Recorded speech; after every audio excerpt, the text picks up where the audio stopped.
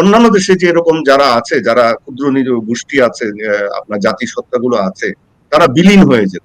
আপনার ইন্দোনেশিয়ার কথা ধরেন, ইন্দোনেশিয়ান আর্মি একটা অত্যন্ত শক্তিশালী আর্মি। সেই ইন্দোনেশিয়ান আর্মি ইস্ট তিমুর হারিয়েছে। ইস্ট তিমুর একটা স্বাধীন রাষ্ট্রে পরিণত হয়েছে। কেন পরিণত হয়েছে? সেখানে মানবাধিকার অব্যাহতভাবে লঙ্ঘন করতে করতে আন্তর্জাতিক সম্প্রদায় এক পর্যায়ে সেটাকে আর মানতে পারে, তখন এটা স্বাধীন রাষ্ট্রে পরিণত হয়েছে। আপনি দক্ষিণ সুদানের কথা ধরেন, দক্ষিণ সুদানে আমি নিজে গিয়েছি, দক্ষিণ সুদানেও এরকম অবস্থা ধরেছে। সুদান সরকার তার সেনাবাহিনী দিয়ে এমন অবস্থা করে রেখেছিল ওখানে যে তারপরে আর দক্ষিণ সুদানের লোকজন সেটা নিতে পারেনি। মানবাধিকার বিরোধী ঘটনা এত বেশি বেড়েছে, জাতিসত্তা বিরোধী ঘটনা এত বেশি বেড়েছে যে সেটাকে আর নিতে পারে, এবং সে কারণেও দক্ষিণ সুদান পরে স্বাধীন রাষ্ট্র হয়েছে।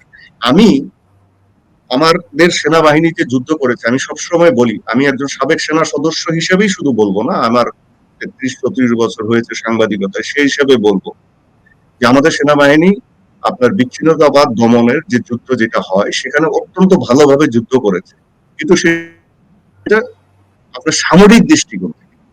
এখন রাজনীতিবিদদের কাজ, সরকারের কাজ হচ্ছে এই জিনিসগুলোর রাজনৈতিক এবং অন্যান্য সমাধানগুলা কে তৈরি করা।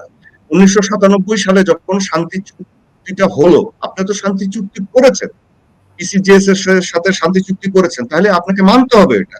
এখন যে একটা পক্ষ ধরেন, প্রায় একটা জিনিস আমি সোশ্যাল মিডিয়া বা অন্য জায়গায় দেখি যে সেনা ক্যাম্প প্রত্যাহার হলো কেন?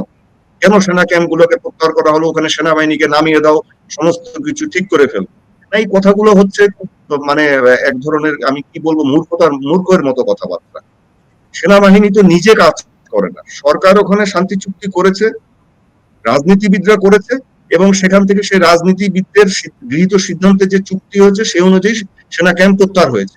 হয়তো শান্তি চুক্তির অনেক ধারা বা অনেক কিছুই আপনার আদিবাসীদের দাবি অনুযায়ী এখন পর্যন্ত বাস্তবায়ন হয়নি, এটা হয়নি, কিন্তু তার মানে এই না আবার এখানে একটা কিছু সমস্যা হলে, যেমন সাকিব ভাই যেটা বললেন যে কুকিরা যে কয়দিন আগে যে ঘটনা ঘটিয়েছে বা এরকম ঘটেছে, এখানে এর মানে এই না যে আবার পূর্ণ শক্তি নিয়ে সেনাবাহিনীকে গিয়ে ওখানে লন্ডভন্ড করতে হবে।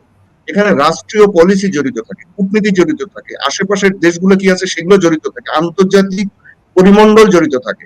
আজকে আপনি কুকিরা হচ্ছে খ্রিস্টান ধর্মের, তারা বেশিরভাগ খ্রিস্টান ধর্মের। এখন এক শ্রেণী যদি বলে যে না, বাংলাদেশ মুসলিম সংখ্যাগরিষ্ঠ রাষ্ট্র, এখানে খ্রিস্টান ধর্মের লোক বেড়ে যাচ্ছে, এদেরকে দমন করো, এই ধরনের অমানবিক অযাচিত কথাবার্তা আমি অনেক শুনতে পাই। এই সমস্ত কথাবার্তা থেকে কি হবে? আপনার ফ্লেয়ার আপ হবে। আপনারা কি জানেন যে এই যে কেএনএফ এর যে প্রধান নাথান বন তো সে নিজেও একজন খ্রিস্টান। তিনি গত বছর ভ্যাটিকানে গিয়েছিলেন, ভ্যাটিকানে তার সাথে যাজকদের দেখা হয়েছে, সে তো আমন্ত্রণে গিয়েছিলেন, একটা ছবিও আমি দেখেছি, সে ভ্যাটিকানে ঘুরে বেড়াচ্ছে। আমরা কিসের মধ্যে হাত দিব? আজকে কুকিদের ওখানে যে ঘটনাটা তারা ঘটিয়েছে, ধরেন ব্যাংক ডাকাতি করেছে বা কিছু করেছে, আমরা কি করছি? ওভার রিয়েক্ট করছি। কিভাবে ওভার রিয়েক্ট করছি?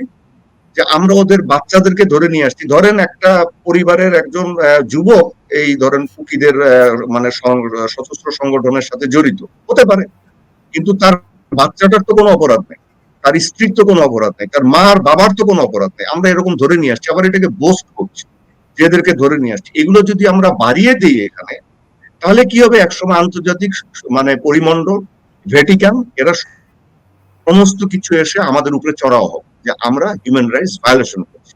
এইগুলা করা যাবে না। আর সবার যে সমস্যা আছে, প্রত্যেকটা মানুষের, প্রত্যেকটা জাতিসত্তার সমস্যা থাকে। শুধু যে ধরেন চাকমাদের সমস্যা থাকবে, ত্রিপুরাদের সমস্যা থাকবে তাও না, বাঙালি জাতিরও সমস্যা আছে, আমরাও অনেক সমস্যার মধ্যে ভুগি।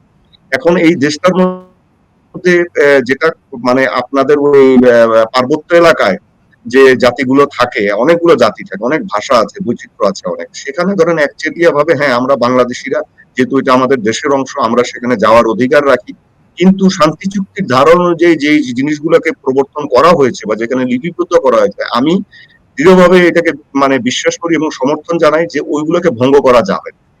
ভঙ্গ করা যাবে না কেন? আমরা জেনে শুনে চুক্তিটাকে আমরা স্বাক্ষর করেছি, যেহেতু স্বাক্ষর করেছি, it is the end of that.